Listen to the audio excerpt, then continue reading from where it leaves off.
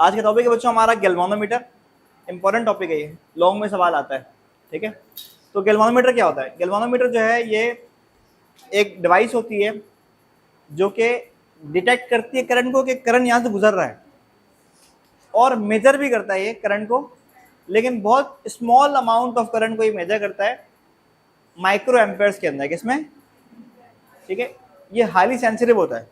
Current थोड़ा सा भी पास होगा तो ये पूरा डिफ्लेक्ट करेगा, इतनी सेंसिटिव है बहुत ये। ठीक है, अच्छा, तो लिखा है बच्चों it is a device used to measure and detect electric current, और आगे लिखा है माइक्रो एम्पियर्स। ठीक है, गैल्वानोमीटर जो वर्क करता है वो करता है इलेक्ट्रोमैग्नेटिक इंडक्शन के ऊपर, कि जब भी करंट पास होगा तो ये क्या करेगा? डिफ्लेक्ट करेगा। क्या करेगा? मतलब टॉर्क प्रोड्यूस होगा इसमें। जब भी गैल्वानोमीटर के कॉइल में से करंट गुजरेगा तो ये क्या करेगा? डिफ्लेक्ट करेगा, घूमेगा। घूमने का मतलब है टॉर्क प्रोड्यूस हुआ। इस पर तो लिखा है it works on the principle of electromagnetic induction when a coil is positioned with in a magnetic field it undergoes magnetic torque. ठीक है, कि जब कॉइल को रखा जाएगा किसी मैग्नेटिक फील्ड में तो उसमें टॉर्क प्रोड्यूस होगा। अब इसको डिटेल में पढ़ना है हमने। ठीक है, तो सबसे पहले क्या क्या चीज इसमें होती है बच्चों? कॉइल होता है, मैग्नेट होता है, स्प्रिंग होता है और साथ में पॉइंटर होता है। ठीक है, अब क्या क्या काम है? तो कॉइल क्या है?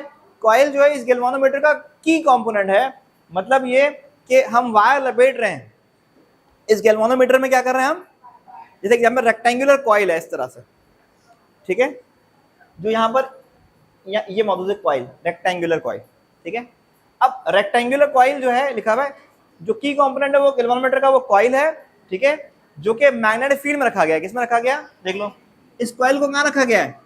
इस मैग्नेटिक फील्ड में रखा गया है। ठीक है, और ये रोटेट कर सकता है, घूम सकता है। क्या करता है बच्चों? ये कॉइल, ये जो कॉइल है ये क्या कर सकता है? घूम सकता है मैग्नेटिक फील्ड में। ठीक है, अब मैग्नेट जो है, अगला जो कंपोनेंट है वो क्या है? मैग्नेट है गैल्वानोमीटर का। मैग्नेट जो है ये एक परमानेंट मैग्नेट होता है जो कि कॉइल के अराउंड रखा हुआ है। देखो ये कॉइल के, ये ब्लैक वाला कॉइल है, इसके अराउंड रखा हुआ है। ये ब्लू क्या है? ब्लू एक्चुअली कोर है। क्या ये? जो कि इस मैग्नेटिक फील्ड को क्या कर रहा है? स्ट्रॉन्ग कर रहा है और यूनिफॉर्म बना रहा है। जो कॉइल है उसके अराउंड कोर मौजूद है। जो कॉइल है उसके अराउंड क्या मौजूद है बच्चों? कोर मौजूद है। कोर जो है वो आयरन का बना हुआ है, और इसका काम है यहाँ जो मैग्नेटिक फील्ड कॉइल को लगे वो स्ट्रॉन्ग भी हो और साथ में यूनिफॉर्म भी हो, दो काम करे। ठीक है, तो ये ब्लू जो है ये है कोर, और उस कोर के अंदर हमने, देखो ये जो चीज आप देख रहे हो ना बच्चों, ये सामने देख रहे हो, मतलब क्रॉस सेक्शन देख रहे हो। क्या देख रहे हो? मतलब ऊपर से देख रहे हैं हम लोग। अगर हमारा गैल्वानोमीटर यहाँ रखा हो, हम ऊपर से देख रहे हैं इसको। ठीक है, तो ये है रेक्टेंगुलर कॉइल, इसके अराउंड कोर है जो कि इस कॉइल को जो मैग्नेटिक फील्ड लग रही है उसको क्या बना रहा है? स्ट्रॉन्ग बना रहा है और यूनिफॉर्म बना रहा है। ठीक है, अच्छा लिखा है a permanent magnet is placed around the coil. ये देख लो, परमानेंट मैग्नेट को प्लेस किया है इस कॉइल के अराउंड। ठीक है, आगे स्प्रिंग, इसके नीचे बच्चों स्प्रिंग मौजूद है। क्या मौजूद है इसके नीचे? या सामने देख रहे हो ना, तो इसके पीछे, बोर्ड के पीछे स्प्रिंग मौजूद है, जो क्या कर रहा होगा? जैसे लेट सपोज मैग्नेटिक फील्ड में कॉइल घूमेगा ऐसे, लेट सपोज ऐसे घूमेगा, तो जो स्प्रिंग होगा क्या करेगा? जब करंट पास होना बंद हो जाए तो वापस ले आए। लेट सपोज ये कॉइल है, तो करंट पास होने पे घूम गया, मैग्नेटिक फील्ड में रखा हुआ है, करंट पास होने पे घूम गया। अब इसको वापस तो आना है, तो स्प्रिंग क्या करेगा? इसको वापस लाएगा।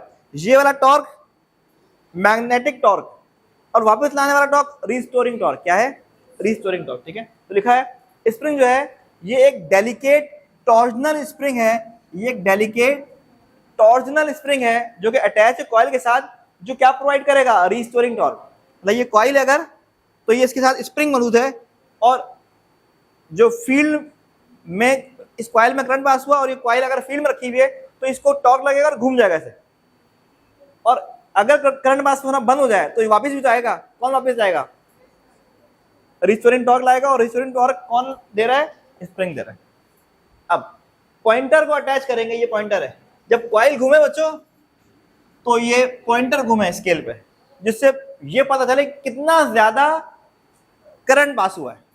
ठीक है, लिखा हुआ है पॉइंटर जो है वो अटैच है कॉइल के साथ, जो कि मूव होगा स्केल के ऊपर, ताकि डिफ्लेक्शन शो, पता चले कितना ज्यादा कॉइल घुमा है।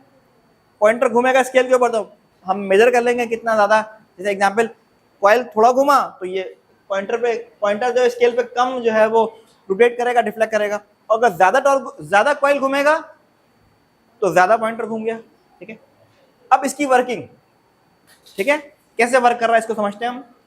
तो बच्चों, जब करंट पास होता है इस कॉइल में से, जब इस कॉइल में से क्या पास होगा बच्चों, करंट पास होगा, तो इसके अंदर आ जाएगी मैग्नेटिक फील्ड। आपको पता है जब भी किसी करंट कैरिंग कंडक्टर से करंट पास होता है तो वो अपनी मैग्नेटिक फील्ड को खुद प्रोड्यूस करता है पहले।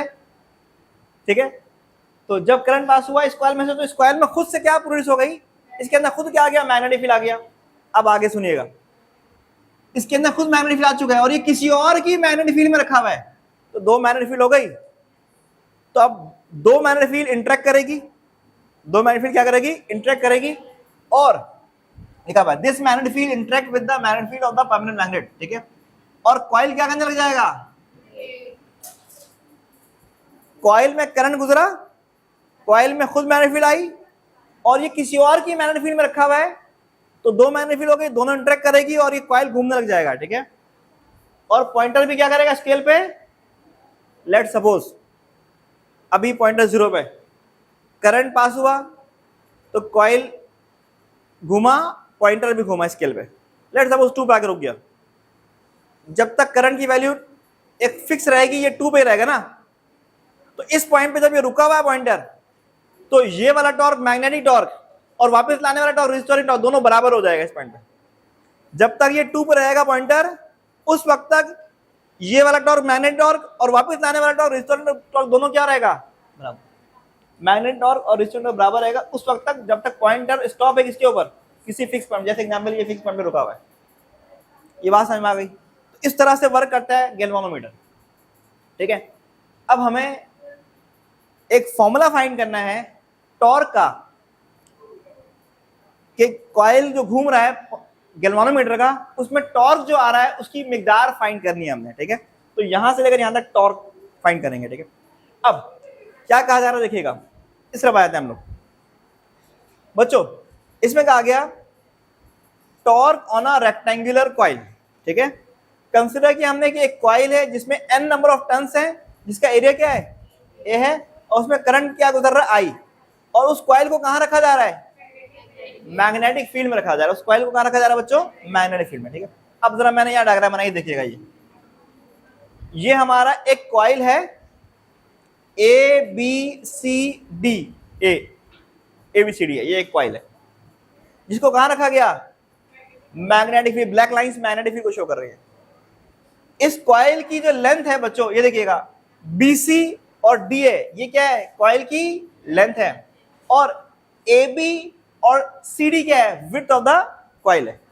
ठीक है, आपको डायग्राम से समझ में आ रहा होगा, साइड AB और साइड CD मैग्नेटिक फील्ड के पैरेलल है। क्या है, मैग्नेटिक फील्ड क्या है, देखो, side AB and CD, side AB को देखो और साइड CD को देखो, आपको दिख रहा होगा ये मैग्नेटिक फील्ड के क्या है बच्चों, पैरेलल है।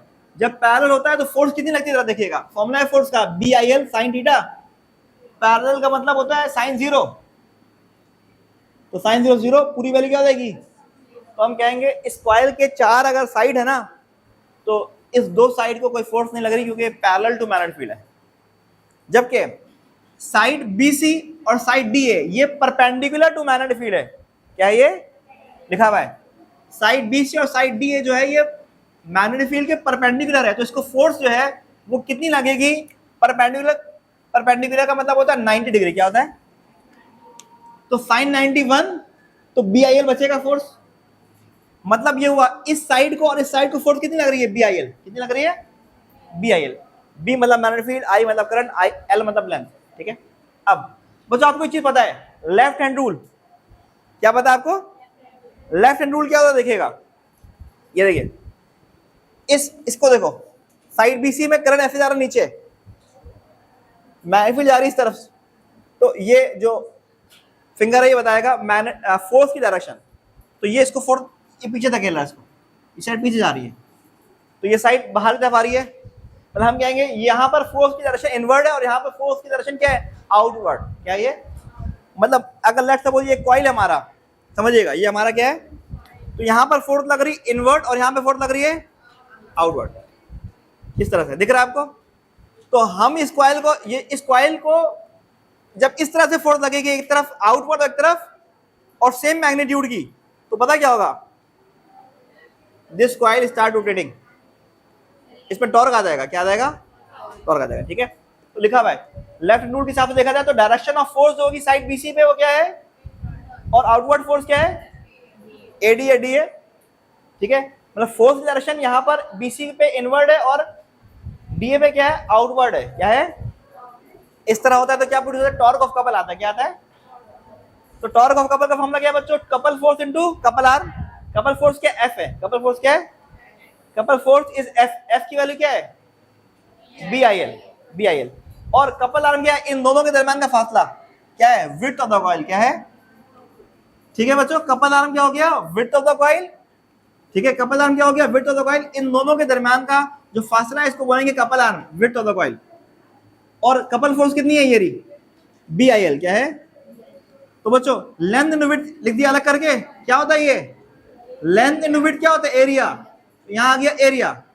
तो अगर इस कॉइल में सिर्फ एक वायर है तो फॉर्मूला है बी आई ए, लेकिन हमारे पास एन नंबर ऑफ टर्न्स है। क्या है, एन नंबर ऑफ टर्न्स है हमारे पास, तो यहां पर टॉर्क भी एन टाइम्स हो जाएगा। तो टॉर्क का फॉर्मूला क्या आ जाएगा, बी आई ए एन। तो इस कॉइल में जो घुमाव आ रहा है, टॉर्क आ रहा है, उसकी वैल्यू है बी आई ए एन।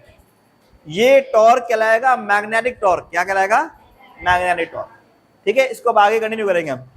हमने मैग्नीट्यूड फाइंड कर लिया मैग्नेटिक टॉर्क का, जो फॉर्मूला भी फाइंड किया हमने, torque is equal to B I A N. ये क्या है, मैग्नेटिक टॉर्क का क्या है, ये है फॉर्मूला। तो हमने लिख दिया मैग्नेटिक टॉर्क जो प्रोड्यूस हुआ है कॉइल में वो कितना है बच्चों, B I A N. Magnetic torque की वैल्यू कितनी है, बी आई ए एन। ठीक है, अब आपको एक चीज पता है, जब कॉइल टर्न होता है, जैसे यहां पे टर्न हुआ है ना, जितना ज्यादा कॉइल टर्न होता है उतना ज्यादा कॉइल में जो है वो स्प्रिंग घूमता है। जितना ज्यादा कॉइल टर्न होता है उतना ज्यादा स्प्रिंग भी घूमता है। तो स्प्रिंग में रिस्टोरिंग टॉर्क प्रोड्यूस हो जाता है। ठीक है, तो लिखा हुआ है द कॉइल व्हाइल टर्निंग, जब कॉइल घूमता है तो वो टर्न करता है किसको, घुमाता है किसको, स्प्रिंग को। स्प्रिंग में क्या होता है, रिस्टोरिंग टॉर्क आ जाता है। और रिस्टोरिंग टॉर्क कितना आएगा जितना ज्यादा कॉइल घुमा है, डिफ्लेक्शन। जितना ज्यादा कॉइल घूमेगा उतना ज्यादा रिस्टोरिंग टॉर्क आएगा। लिखा हुआ है रिस्टोरिंग टॉर्क डायरेक्टली प्रोपोर्शनल है डिफ्लेक्शन के। जितना ज्यादा कॉइल घूमेगा उतना ज्यादा रिस्टोरिंग टॉर्क आएगा। अब साइन ऑफ प्रोपोर्शन हटेगा, लगेगा कांस्टेंट सी। सी का मतलब है कपल पर यूनिट ट्विस्ट, मतलब एक बार घूमने पे कितना ज्यादा कपल आया है, सी कपल पर यूनिट ट्विस्ट। ठीक है, अब आपको एक चीज बताई थी बच्चों, अगर कॉइल एक पॉइंट पे आके रुक जाए क्योंकि fix amount of current pass हो रहा है, तो इस पॉइंट के ऊपर ये जो पॉइंटर है, ये जो कॉइल है, ये इक्विलिब्रियम में रुका हुआ है। जब रुका हुआ होगा इसका मतलब मैग्नेटिक टॉर्क और रिस्टोरिंग टॉर्क दोनों क्या है, बराबर। तो मैग्नेटिक टॉर्क की वैल्यू कितनी है, B I N. Restoring torque की वैल्यू क्या है, सी थीटा। बच्चों बी ए और एन मल्टीप्लाई में आकर क्या हो जाएंगे, डिवाइड। ठीक है, तो हम ये कहते हैं सी भी कांस्टेंट है, मैग्नेटिक फील्ड जो रखी गई है गैल्वानोमीटर में वो भी constant, area of the coil भी constant, number of turns of the coil भी कांस्टेंट। तो ये सारे कांस्टेंट को हम कांस्टेंट से रिप्लेस कर देंगे। आपको पता है कांस्टेंट और इक्वल टू हटता है, लगता है साइन ऑफ प्रोपोर्शनैलिटी। तो ये हमारे पास रिलेशन एक डेवलप हो गया जो बता रहा है जितना ज्यादा गैल्वानोमीटर में से करंट गुजरेगा उतना ज्यादा गैल्वानोमीटर डिफ्लेक्ट होगा, उसका पॉइंटर उतना ज्यादा घूमेगा। ये बात समझ आ गई। तो यहां पर ये टॉपिक क्या हो गया, मुकम्मल हो गया। गैल्वानोमीटर का लॉन्ग के लिए बहुत अहम टॉपिक है ये।